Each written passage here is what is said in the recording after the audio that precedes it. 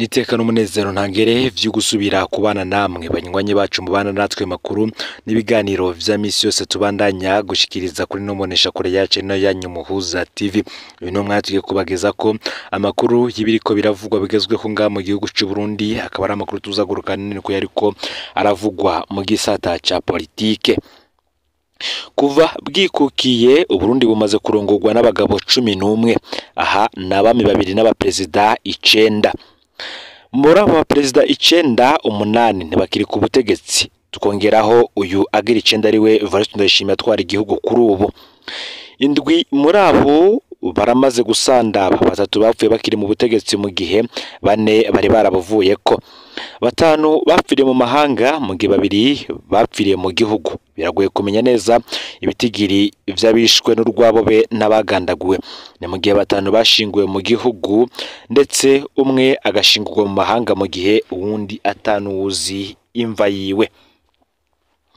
Muri abo perezida 9 dukuyemwo abo bami babiri harimwo perezida Michel Micombero, Jean Baptiste Bagaza, Pierre Buyoya, Melchior Ndadaye, Cyprien Ntaryamira, Sylvestre Ntibantunganya, Pierre Buyoya, Domitien Ndayizeye, Petero Nkurunziza ndetse na Varisito Ndayishimiye atwara aramuswa amabanga yo kurongora igihugu cy'u Burundi kuri ubu.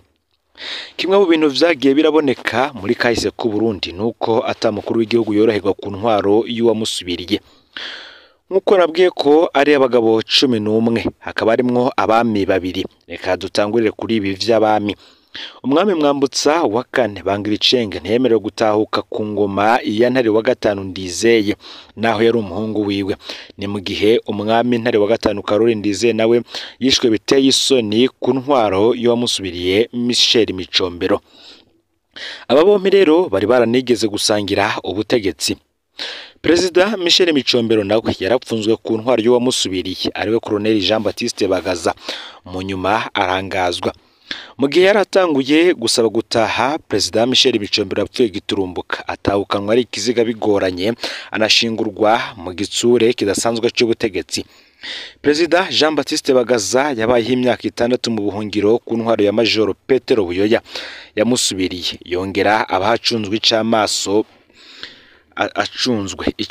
Perezida Buyoya yagarutse ku butegetsi mu mwaka w'1996. Perezida Sylvestre Ntibantunganya yarahunze arinyegeza mu buserukizi bw'abanyamerika inyuma yahatembagarijwe na Major Petero Buyoya mu mwaka w'1996. Ni mu gihe Domitien Ndayizeye we yafashwe arapfungwa ku karenganyo ku ntwaro ya Perezida Nkurunziza yamusubiriye. Uyu yaratewe ubwoba kenshi, yongera arahura n'amananiza mu bikorwa vyiwe.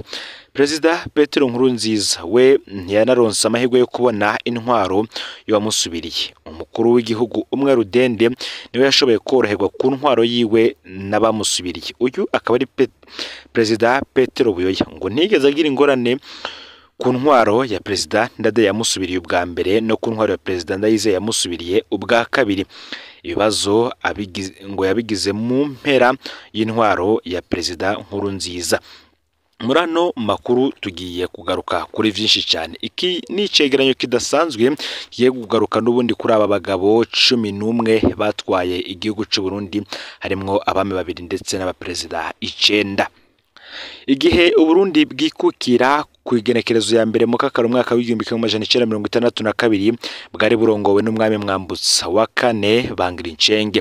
Nyuma y'imyaka 3 gusa, mu ijoro ry'igenekerezo ya 18 rishira igenekerezo ya 19 gitugutu mwaka w'1965, ikirimba c'umwami caratewe n'abasirikare bari bashaka kumugandagura no kumubogoza.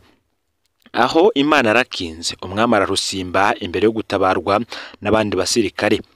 Inyuma y'ico gitero umwami Mwambutsa yagiye mu Busuwisi, aho yagumye gushika atembagajwe ku ngoma ku igenekerezo y'umunani mu kakaro umwaka w'1966. Ico abarundi batamenyeshejwe muri ico gihe cyose nuko umwami wabo yaragwaye. Ku igenekerezo y'umunani mu kakaro umwaka w'1966 umwami Mwambutsa wa 4 Bangiricenge yarakuwe ku ngoma n'umuganwa Samuragwa Karoli Ndizeye ashigikiwe n'abasirikare bari barongowe na Kapiteni Michel Micombero. Umwami Mwambutsa ntiyigeze asubira kubona Burundi gushika asandavye kwigenekerezo ya 2026 ndamukiza umwaka w'igihumbi kimwe amajana 1977 i Geneve mu Busuwisi, ari naho yashinguwe mu itongo ry'abapfuye ry'Imeyire. Umwami Mwambutsa wa kane Bangiricenge yajanye agahinda kenshi. Burundi bwaramuhemukiye bugandagura abahungu biwe aribo Rudoviko Rwagasore na Karoli Ndizeye, bamunyaga amatungo bamwambura iteka ry'ubwami. Mwe nayo mpamvu yo baratumye agenda yanditse ko atipfuza guhambwa i Burundi. Ni mu mwaka w'ibihumbi 2012 leta y'u Burundi yoba yarasavye gutahukana ibisigarira vyiwe, maze baramuzura muri Swiss. Amara amezi menshi cyane mu bubiko bw'abapfuye muri Moruge, mu nyuma asubira guhambwa irya kabiri. Umwami Mwambutsa wa kane Bangiricenge yari yaravuze ku igenekerezo ya 13 Ntwarante umwaka w'igihumbi kimwe amajana 1911 yasandavye ku myaka 66. Warongoye igihugu ubugira kabiri kuva Burundi bwikukiye ni umwami Ntare wa gatanu Karoli Ndizeye. Umuganwa Ndizeye yari umuhungu w'umwami Mwambutsa wa kane Bangiricenge, akaba kandi na murumuna umuganwa Rudoviko Rwagasore kuri se. Umuganwa Karoli Ndizeye yafashe ubutegetsi bw'igenekerezo y'umunani mu kakaro umwaka w'igihumbi kimwe amajana 1966 afadikanije n'abasirikare bari barongowe na Kapiteni Michel Micombero. Kwigenekerezo ya mbere Nyakanga umwaka w'igihumbi kimwe amajana 1966 Karoli Ndizeye yimitswe nk'umwami w'u Burundi ku izina rya Ntare wa gatanu. Igihe yimikwa Ntare wa gatanu yari asigaje amezi abiri ngo akwize imyaka 19 y'amavuka. Kwigenekerezo ya 28 Munyonyo umwaka w'igihumbi kimwe amajana 1966 mu gihe ari mu rugendo Leopoldville Kinshasa canke se Kinshasa y'ubu mu gihugu ca Kongo, umwami Ntare wa gatanu Karoli Ndizeye yaratembagajwe n'abasirikare bari barongowe n'umushikirangoma wa mbere Kapiteni Michel Micombero. Inyuma yaho Karoli Ndizeye yahungiye mu gihugu c'Ubudagi, aho yakorana n'amahinguriro adandaza ibigwanisha n'ibikoresho vya gisirikare. Mu gihe ari mu rugendo rw'akazi mu Buganda muri Ntwarante umwaka w'igihumbi kimwe amajana 1972 umwami Karoli Ndizeye yaragurishijwe. Perezida Idi Amin Dada amurungikira ku Ruyeri Perezida Michel Micombero i Bujumbura. Karoli Ndizeye yafashwe acururuka indege ku kibuga c'indege ca Bujumbura, aja gupfungirwa mu ngoro y'Igitega. Igihe hatekereza cyo mu mwaka w'igihumbi kimwe amajana 1972 kwigenekerezo ya 29 ndamukiza uwo mwaka, umwami Ndizeye yajanywe mu ikambi y'abasirikare batayo komando, bamwica bamusogose ikibugita, bongera bamuhohosha amasase. Ikiziga ciwe ntikirigera kiboneka iyo catawe. Ni mugihe bamwe bavuga ko yahambwe mu kinogo rusange hamwe n'ibiziga vy'abaroberi bateye ico gihe, abandi bakavuga ko ikiziga catwawe ku nkorofani baca bagitana niyo nkorofani nyene mu kinogo c'umusarani hafi y'ubuhero rikuru rya Gitega.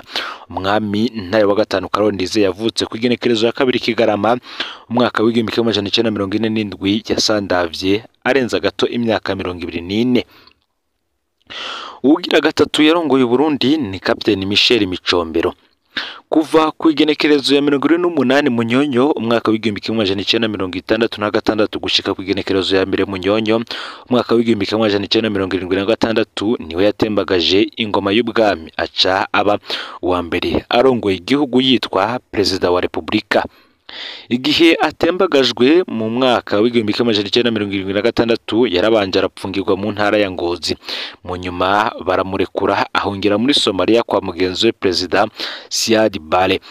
Muri ico gihugu c'ubuhungiro Perezida Micombero yaciye yiga kaminuza ibijanye n'ubutunzi. Amaze kurangiza amashuri yiwe mu mwaka w'igihumbi kimwe amajana 1982 Perezida Micombero yoba yarasavye kwitahukira Burundi akiberaho ubuzima busanzwe.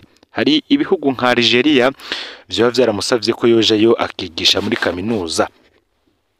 Ivyo vyose vyaratera ubwo intwaro ya Perezida Bagaza. Havugwa vyinshi bitandukanye kuri ivyo bihe vya nyuma vy'ubuzima bwa Perezida Michel Micombero. Muri Mukakaro umwaka w'igihumbi kimwe amajana 1983 Perezida Micombero yinjiye ibitaro vya gisirikare vy'i Mogadiscio muri Somalia mu gihe ariko yumva atamerewe neza. Kwigenekerezo ya 16 Mukakaro umwaka w'igihumbi kimwe amajana 1983 umutima wa Perezida Micombero warahagaze giturumbuka, ubuzima buba burarangiye. mu mwanya wa mbere ubutegetsi bwa Perezida Bagaza bwaranse ko ikiziga cya Perezida Micombero kizanwa i Burundi, mu nyuma buravyemera, ariko butegeka ko abaduga kumushingura baba abantu bakeyi. Perezida Micombero yashinguwe iwe muri komine Rutovu ho mu ntara ya Bururi. Urupfu giturumbuka be n'ingorane zo kumushingura zatumye haduga igihugu gikomeye ko Perezida Micombero yoba yarahawe uburozi biciye mu rushinge yatewe, kandi ko vyari vyarakozwe n'iperereza rya Perezida Bagaza. Perezida Bagaza yari yamirije rwose bavuga ivyo bintu. Perezida Micombero yari yavutse ku igenekerezo ya 26 Myandagaro umwaka w'igihumbi kimwe amajana 1940, akaba yarasandavye ku igenekerezo ya 16 Mukakaro umwaka w'igihumbi kimwe amajana 1983, asigaje ukwezi kumwe ngo akwiza imyaka 43. Uwa kane yarongoye Burundi ni Colonel Jean Baptiste Bagaza kuva ku igenekerezo ya mbere Munyonyo umwaka w'igihumbi kimwe amajana 1976 gushika ku igenekerezo ya gatatu Nyakanga umwaka w'igihumbi kimwe amajana 1987. Mu gihe yari mu rugendo mu gihugu ca Canada muri Nyakanga umwaka w'igihumbi kimwe amajana 1987, Perezida Bagaza yaratembagajwe n'abasirikare barongowe na Major Petero Buyoya.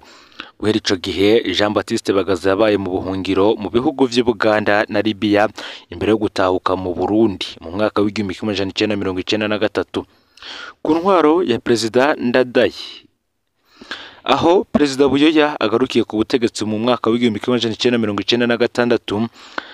Perezida Jean Baptiste Bagaza yabayeho igihe kitari gito acunzwe c'amaso, asubira gutora agahengwe ku ntwaro za Domitien Ndayizeye na Petero Nkurunziza. Perezida Jean Baptiste Bagaza yahitanywe n'urw'akarago asandabira mu bitaro i Bruxelles mu gihugu c'Ububirigi ku igenekerezo ya 4 Rusama umwaka w'2016. Perezida Bagaza akaba yarashinguranywe iteka ryinshi aherekejwe n'abategetsi bahambaye b'igihugu muri Rusama umwaka w'2016 mu gisagara ca Bujumbura. Uyu akaba yari yaravutse ku igenekerezo ya 29 Myandagaro umwaka w'igihumbi kimwe amajana 1946 mu Rutovu mu ntara ya Bururi. Akaba yarasandavye kandi asigaje amezi atatu ngo akwize imyaka 70. Melchior Ndadaye yabaye uwa gatandatu yarongoye Burundi, aba n'umukuru w'igihugu wa mbere atowe n'abanyagihugu. Inyuma yaho atorewe kwa mbere Ruhesha umwaka w'igihumbi kimwe amajana 1993, Perezida Melchior Ndadaye yarongoye Burundi kuva ku igenekerezo ya 10 Mukakaro uwo mwaka w'igihumbi kimwe amajana 1993 gushika ku igenekerezo ya 21 Gitugutu umwaka w'igihumbi kimwe amajana 1993. Umunsi wa nyuma w'intwaro yiwe, Perezida Ndadaye yiri umunsi wose mu nama y'abashikiranganje yagiye kurangira mu ijoro. Ni mu gihe bakiri mu nama, Nyamugigima yaravuze. Umwe mu bashikiranganje aranatuyenza bagenzuye ko Nyamugigima ibaragasema ku mwami nk'uko abarundi babigendereje. Igihe ca 8 y'ijoro niho vya muzinga vyatangura kwasirana mu gisagara ca Bujumbura. Umukuru w'igihugu n'umuryango barashobora gusohoka ingoro yiwe mu gihe ariko icucagirwa amasase n'amabombe. Bivuga ko Perezida Ndadaye yobarahemukiwe n'umwe mu bari bamuhunganye arerekana iburende imujanye, gutyo abasuda barashobora kuyihagarika itarashika iyo yarahungiye. Perezida Melchior Ndadaye rero yahavuye agandagurwa buke mu ikambi y'abasirikare Batayo Para yari mu bumanuko bw'igisagara ca Bujumbura. Ni mu gihe nyuma y'igandagurwa Perezida Ndadaye yoba yarahambwe inshuro nyinshi mu bibanza bitandukanye mu ntumbero yo kunyegeza ikiziga ciwe. Muri Kigarama umwaka w'igihumbi kimwe amajana 1993, Perezida Melchior Ndadaye na bagenzi be barashinguwe mu kibanza citiriwe incungu za demokrasi kiri hafi y'ingoro yabayemwo nk'umukuru w'igihugu mu gisagara ca Bujumbura, ari nayo ngoro y'umwami Mwambutsa. Perezida Melchior Ndadaye yavuze ku igenekerezo ya 28 Ntwarante umwaka w'igihumbi kimwe amajana 1953, akaba arasandavye ku myaka 40 n'amezi 7.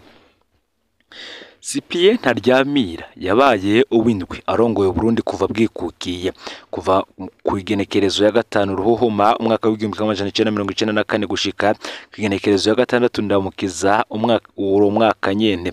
Perezida Ntaryamira yarongoye igihugu mu gihe kitoroshe mu Burundi no mu karere. Kugira yimikwe, ibwirizwa shingiro ryabanje guhindurwa kubera amatora y'abanyagihugu bose atashoboka. Kugenekerezo ya gatandatu ndamukiza uwo mwaka w'igihumbi kimwe amajana icenda mirongo icenda na kane, Perezida Ntaryamira yazindutse aja i Arusha muri Tanzania mu nama y'abakuru b'ibihugu yari itumbereye kugondoza Perezida Juvenal Habyarimana w'u Rwanda ngo ashire mu ngiro amasezerano y'i Arusha yari yasinywe hamwe na FPR kugenekerezo ya kane Myandagaro umwaka w'igihumbi kimwe amajana icenda mirongo icenda na gatatu. Ku mugoroba hageze gutaha, Perezida Cyprien Ntaryamira yuriye indege ya Juvenal Habyarimana kugira bagende baraganira. Hari amakuru avuga ko Perezida Habyarimana yari yicura ko ashobora kugandagurwa, akibwira ko atawukorora indege yiwe mu gihe irimwo perezida w'ikindi gihugu. Mu gihe indege abo baperezida babiri barimwe ariko iregereza ku kibuga c'indege i Kanombe mu Rwanda, yatewe ibisasu bibiri vya misile ica irakoroka irikirasha. Perezida Cyprien Ntaryamira nabo bari kumwe barasandavye gutyo. Perezida Ntaryamira n'abashikiranganje babiri bari kumwe nawe nabo bakaba barashinguye Bujumbura mu kibanza citiriwe incungu za demokarasi. Perezida Ntaryamira yari yaravukiye i Mageyo muri komine Mubimbi ho mu kugenekerezo ya gatandatu Ntwarante umwaka w'igihumbi kimwe amajana icenda mirongo itanu na gatanu, akaba yarasandavye ku myaka 39 y'amavuko. Uw'icumi mu kurongora Burundi ni Perezida Nkurunziza. Perezida Nkurunziza yashikiye ubutegetsi muri Myandagaro umwaka w'ibihumbi 2005 atowe n'inama nshingamateka na nkenguzamateka, aguma arongoye igihugu mu kiringo c'imyaka 15 gushika kugenekerezo y'umunani Ruheshi umwaka w'ibihumbi 2020. Niyo mukuru w'igihugu yatwaye Uburundi igihe kirekire kuva twikukira. Perezida Petero Nkurunziza yapfuye giturumbuka kugenekerezo y'umunani Ruheshi umwaka w'ibihumbi 2020 mu bitaro. Natwe turashoboye vy'ikarusi. Co kimwe n'urwa Perezida Micombero, urupfu rwa Perezida Nkurunziza ruriko ruvugwa ko vyinshi. Ku munsi wa gatandatu Ruheshi umwaka w'ibihumbi 2020, Perezida Nkurunziza yinjiye ibitaro yumva atameze neza. Bukeye yari yumva yakize, aranasaba ko yokwitahira ariko abaganga bamusaba kurindira. Kuwa mbere mu gatondo nibwo yaciye acikana giturumbuka. Kuri bamwe Perezida Nkurunziza ngo yobareshwe n'ikiza ca coronavirus, ku bandi Perezida Nkurunziza ngo yobareshwe n'isumo. Leta y'u Burundi niyivuga ko yishwe n'umutima wahagaze giturumbuka nk'uko vyavuzwe kuri Perezida Micombero. Ntawuzi ukuri kose, gusa ngo kuzoteba kumenyekane kuri izo mpfu zibiri. Perezida Pierre Nkurunziza yaravutse mu mwaka w'igihumbi kimwe amajana icenda mirongo itandatu na kane kugenekerezo ya 18 Kigarama Ibuye mu ntara ya Ngozi. Yasandavye ku myaka 55 n'inusu. Kimwe mu bintu vyagere biraboneka muri kahise ko Burundi nuko atamukuru w'igihugu yoroherwa mu ntwaro yo musubiriye. Bamwe bibajije ingene tutagarutse ku bandi ba perezida batatu aribo Perezida Pierre Buyoya, Perezida Sylvestre Ntibantunganya ndetse na Perezida Domitien Ndayizeye. Impamvu tutabagarutse ko bo ndetse na Evariste Ndayishimiye nuko bo bakiri bazima. Aya niyo makuru yaragizwe ko muri kano kanya. Rero ufyonde subscribe canke sabone niba utari wafyenda ko kugira ngo tujikanwa na dushikiriza, usangiza no makuru bagenza aho baherereye hose kugira ngo nabo baje bashikirwa nayo biriko biravugwa bigezwe ko nga mu gihugu c'u Burundi, hanze y'imbizi y'igihugu c'u Burundi ndetse no makungu ya kure. No Muhoza TV Imana bahezagire.